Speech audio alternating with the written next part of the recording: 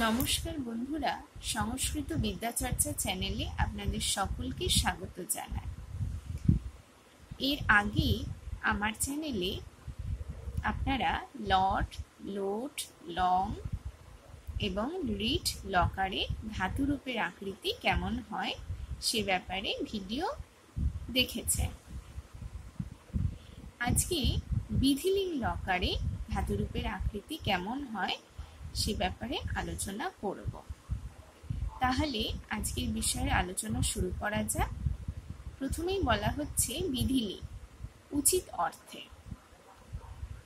বলা হচ্ছে যে বিধি বা উচিত অর্থে বিধিলিং হয়, যেমন পড়িবে, পড়িতে পারে বা পড়া উচিত, এই অর্থে এই লকারটি হয়।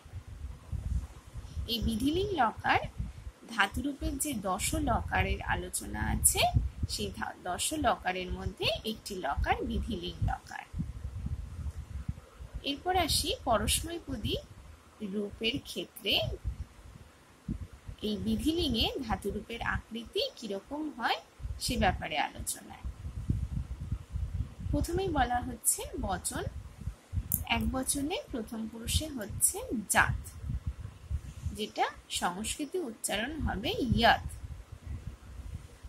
দ্বিবচনে ইয়াতাম, বহুবচনে ইয়ুষ। মধ্যম পুরুষের এক বচনে হবে ইয়াস, দ্বিবচনে হবে ইয়াতম এবং বহুবচনে হবে জাত বা ইয়াত।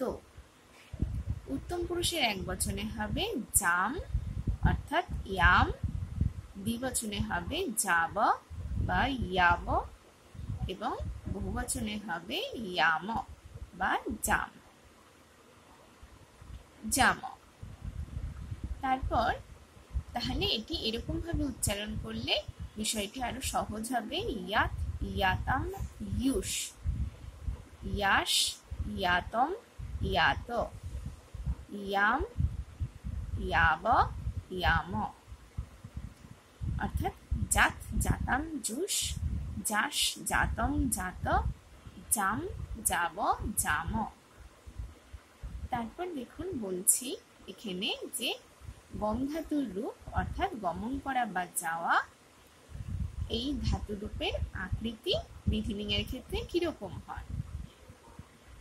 প্রথমেই বলা হচ্ছে প্রথম পুরুষের এক বচনে গচ্ছেদ, মানে এখানে যেহেতু ইয়াত হলো সেহেতু এখানে গচ্ছেদ এরকম রূপ হচ্ছে।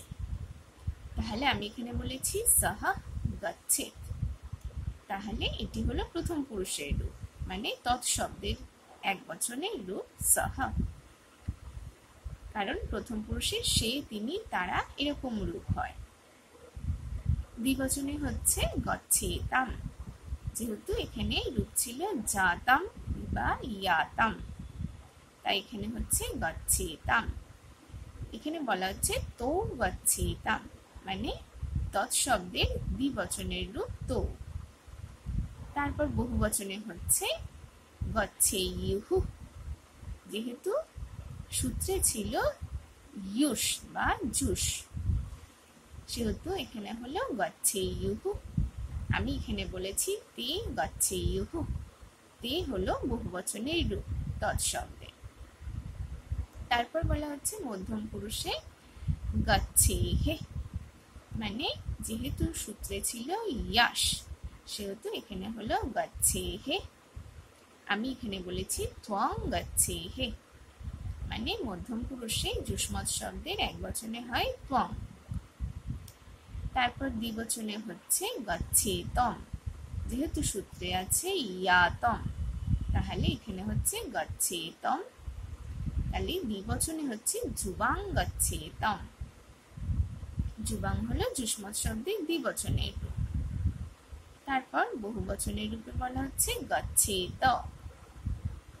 গচ্ছেত এই কারণে হলো যেহেতু সূত্রে রয়েছে ইয়াত, সেহেতু গচ্ছেত এরকম হচ্ছে। এখানে বলা হচ্ছে ইউয়ং, ইউয়ং গচ্ছেত, যেহেতু এটা যুষ্মৎ শব্দের বহুবচনের রূপ তাই জুয়ং হলো। এবার আসছে উত্তম পুরুষের এক বচনের রূপ।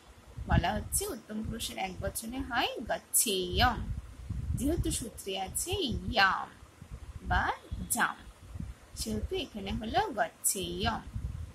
মানে একবচনে উত্তম পুরুষে অস্মৎ শব্দের রূপ হবে অহং, অহং গচ্ছেয়ম। এবার আসছে দ্বিবচনে গচ্ছেব, যেহেতু সূত্রে আছে যাব, তাই গচ্ছেব হলো আবাং গচ্ছেব, অস্মৎ শব্দে দ্বিবচনে আবাং হয়। এবার বলা হচ্ছে বহুবচনে গচ্ছেম, যেহেতু সূত্রে আছে জাম বা ইয়াম, তাহলে এখানে হলো গচ্ছেম। এখানে বলা হচ্ছে বয়ং গচ্ছেম, যেহেতু অস্মৎ শব্দের বহুবচনের রূপ, সেহেতু বয়ং মানে আমরা সকলে, এরকম হলো। আশা করি তাহলে আজকের বিষয় বুঝতে আপনাদের অসুবিধা হয়নি। আমি আবার অন্যদিন অন্য কোনো বিষয় নিয়ে আলোচনা করব। আজকের আলোচনা তাহলে এই পর্যন্ত।